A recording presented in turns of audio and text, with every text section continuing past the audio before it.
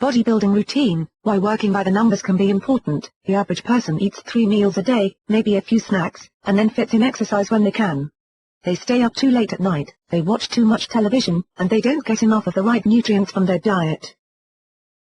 On the other hand, a bodybuilder has to stick to a routine, one that describes how much they eat, when they eat it, and more. They have set schedules for how they work out, how long they work out, and the muscle groups they work. They also have definite goals that they set for themselves each day, and never stray from them.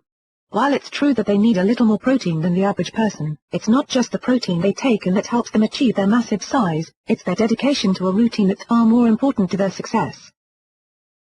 Bodybuilding routine philosophy number 1, eat well, eat often. The bodybuilding routine starts not in the gym, but in the kitchen.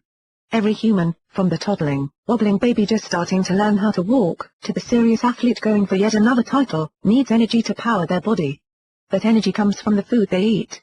All food can be broken down into carbohydrates, proteins, and fats.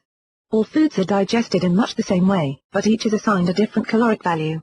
The body needs the right number of calories. Too little in the body doesn't have enough energy to work the way it should. Too many and the body will start storing up fat. In the bodybuilder, layers of fat can make the muscles disappear from view, a definite disadvantage for those trying to win competitions.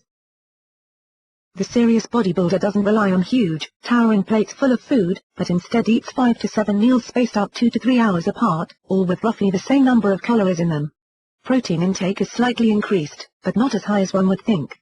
The average person needs 0.8 grams of protein per kilogram of body weight, while the bodybuilder only needs 1 to 1.2 grams of protein. All the foods a bodybuilder or other serious athlete eats are high in quality nutrients, with no room for empty calories. Bodybuilding routine philosophy number 2, work hard, but work right. A bodybuilding routine relies on working certain muscle groups in a particular order. All weight training leads to little tears in the muscle fibers of the muscle being trained, that's why you feel sore the day after a hard workout.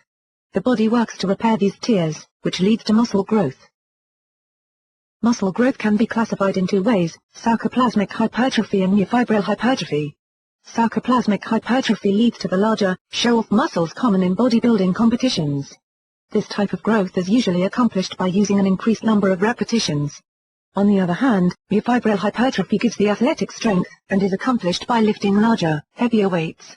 The theory that the bigger the person, the stronger they are, may be wrong, since they are building muscles for size, not strength. Most bodybuilding routines have an athlete working between these 2 types, so that the body doesn't adapt and become complacent. Muscle memory, or the muscle's ability to learn a movement and then perform it more efficiently, can make a workout less effective if there isn't an effort made to confuse the muscles and keep them guessing. A bodybuilder will simply focus on movements that will give them the effects they want most. Bodybuilding routine philosophy number 3, get rest. The body needs to rest, both at night and between workouts. A bodybuilding routine will have the athlete working out one muscle group one day, and then another group the next, while the first group rests. The rest days are important, because those are the days when the muscles are repaired and grow larger. Sleep is also an important factor in bodybuilding, because it allows all the body's processes to reset. If it doesn't get enough sleep, the body's systems will be disrupted.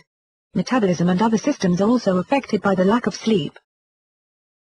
Bodybuilding routine philosophy number 4, know how to prepare. A bodybuilding competition can include both a cutting phase and a bulking phase. The bulking phase is only used by serious competitors, not athletes who are just trying to stay strong and healthy. Cutting involves extreme fat loss and the use of oils, tanning, and lighting to achieve the spectacular appearance of their muscles during competition. The bulking phase, as the name implies, involves hypercaloric feedings and can lead to serious and significant fat gain.